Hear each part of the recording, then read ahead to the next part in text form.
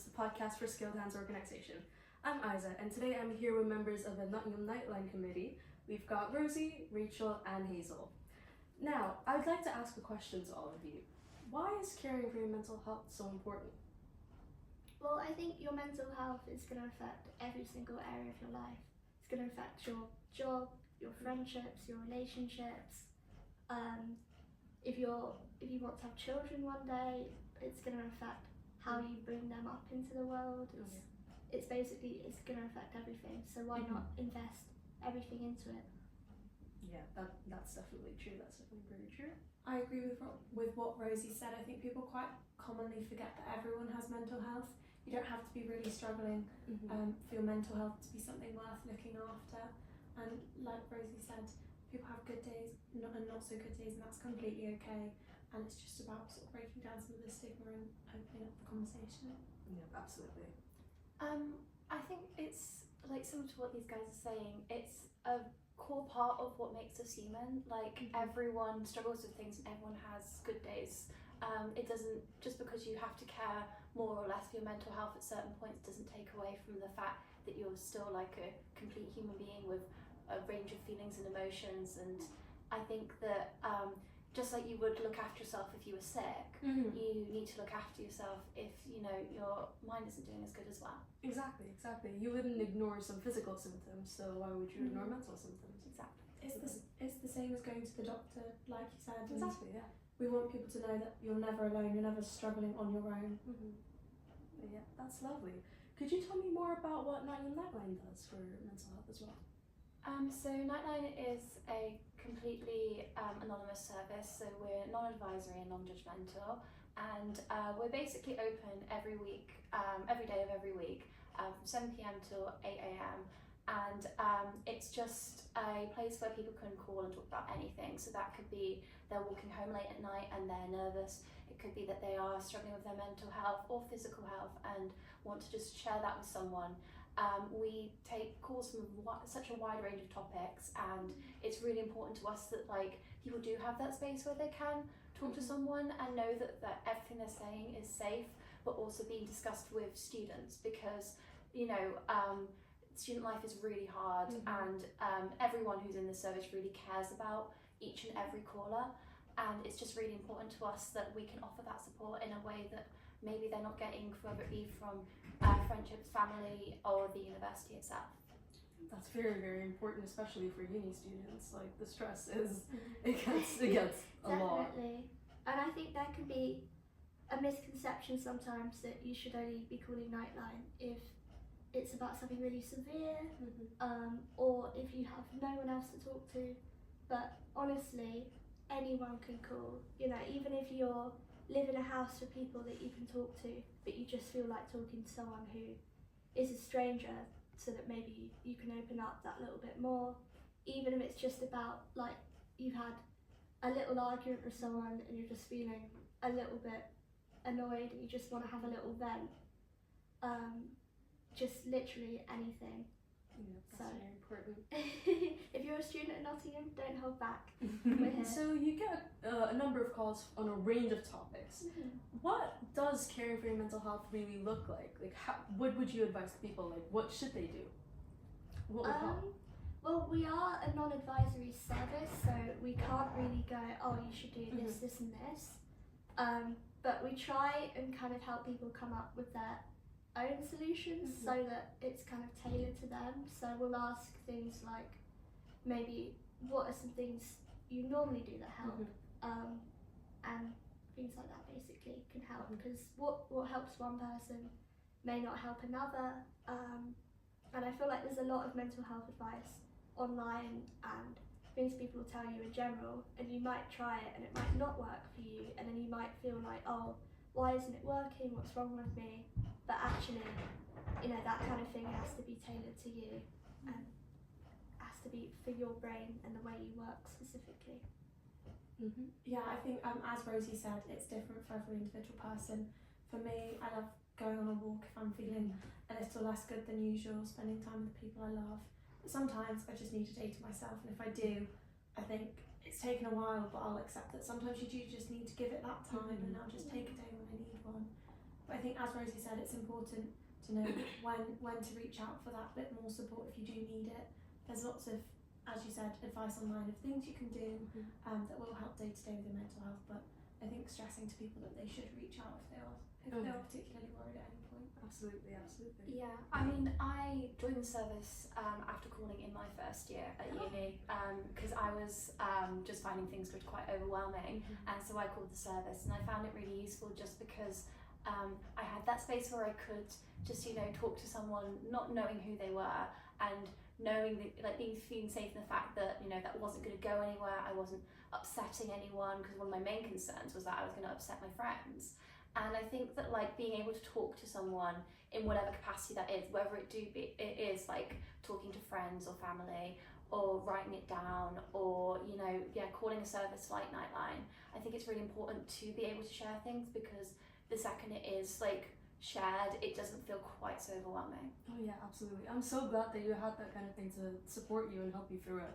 I guess, like, in terms of helping yourself with your mental health and calming yourself down, there are a number of ways that you can, a number of activities that you can partake in. I guess for me personally, and Spilled Hands, I guess there's also an emphasis on things like crafting to make yourself feel more mindful, as we can tell by all of the crafting supplies around us. But yeah, things like sewing or like your repetitive activities might also just kind of calm you down, help you relax, help you sort of regroup, get yourself together. Are there any other activities like that that you would suggest to sort of... I have a colouring book, so when I get a bit stressed, that's what I do. Or sometimes I bake if I've got the time. I bake. Yeah, I'm a big baker. No one can resist a sweet treat, especially when they're sad. Yeah. Like, it helps you, it lifts you up immediately. I do baking. I also go rock climbing. Lovely. I absolutely love it. I have a gym membership, and I just, like, if I'm feeling stressed, I'll cycle to the gym and I'll just go and do rock climbing. Not like trying to, like, do it to, like professionally, or like doing the hardest routes, just literally just repetitively over the same, like, simple routes, just because I like, you know, feeling that movement in my body, and I find that really grounding. Oh yeah, that's so important, yeah. I agree. If I go on a run, I feel so much better. I might not always want to go afterwards. My brain thanks me. I actually think my worst trait is when I'm feeling a bit down and a bit stressed. What I do is I go on a really long walk, but I always end up, like, it's a walk to the shops, like to the charity shops or something. It's like when you don't want to get out of bed, but you know you need to go on a walk. If you walk to somewhere that you know there's kind of like a reward waiting for you at the end, or sometimes I'll do a really long walk to get, like, bubble tea. And obviously, like, sweet treat run. you don't even have to buy anything. You could just go somewhere that you just enjoy being at and just walk there. But, like, if it's hard to get out of bed and just go for, like, a walk with no purpose, you could walk somewhere that you know you enjoy going to. I feel like it might be a bit difficult given the weather we've got outside right now, but still something that's very necessary, just to go out, get a bit of fresh air. It really, really helps you just sort of get out of the mindset that you're in and just relax. Breathe. Even if it's only for 5 minutes, you don't have to go out and walk for hours. You can just small, tiny things, changes you can put in every day that are going to help you hopefully feel that little bit better. Yeah, absolutely. I think the playlist for me is very key as well. Oh, I've got a love a de-stress playlist. Amazing. Walking with a playlist can solve everything some days. Especially Fit's playlist that's got, like, really uplifting lyrics, and it's like, oh my god, I feel like I'm the best person in this world right now. No, honestly. So I know that Nottingham Nightline isn't an advisory service, but what would you say to those struggling with their mental health? Is there anything really, really important that people should know? I think it's about, I think, like Hazel said earlier, really treating it the same as if you have a physical health problem, because I see so many people have bad mental health and then go, oh, I haven't done any uni work this week because my mental health's been so bad, like, I'm so lazy. And really it's like, no, it is, if you're having a bad patch, it is the same as if you're ill. And I know that obviously deadlines are deadlines, and it's not always realistic to go, oh, just take weeks off. But I think it's about being a lot kinder to yourself if you do kind of if you don't do as much work as you'd wanted to that day or that week. I think it's about being kind to yourself and realising actually it is serious. It's not just something that you should just get over, and that you can just get over necessarily without the right support or without time. So Exactly. There are a lot of services that do support you through those kind of things if you are struggling with your mental health at university.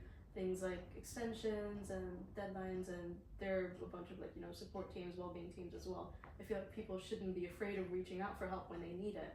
Yeah, I completely agree, and I think that would be my biggest advice to everyone is just please don't suffer in silence. Always reach out. It doesn't matter if you think it's serious or not. There's always someone who wants to listen, and as part of Nightline we always want to listen. And I lost someone quite close to me due to mental health. I'm so And sorry. thank you. And I think we all have friends who we've seen struggle, and maybe even people who've struggled themselves. And I think reaching out is such a hard step, but it's that big step, and someone will be there to hold your hand and guide you through it, whatever it is you're going through. And no matter how big or small, it doesn't matter.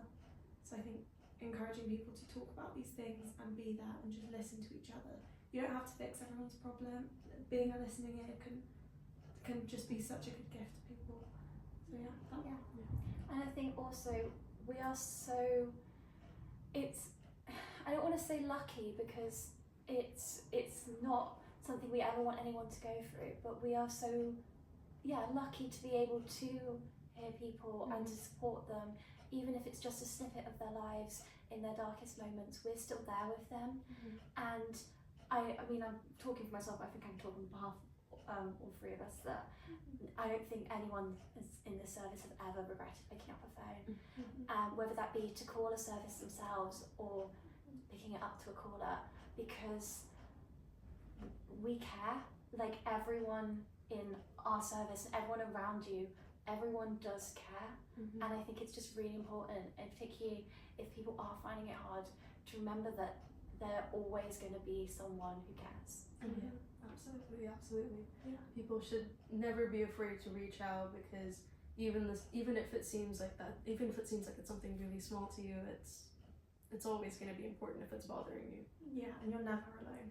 Absolutely. If you're ever struggling with your mental health, please don't feel afraid to reach out to any community members, any support, especially if you're a uni student. Don't be afraid to reach out to Nottingham Nightline as well. But yeah, thank you so much for today. Thank you. A very lovely interview, very lovely discussion. Thank you, Rosie. Thank you, Rachel. Thank you, Hazel. It's been amazing. Thank you for coming. it's lovely to meet you. Lovely to meet you too. Thank you.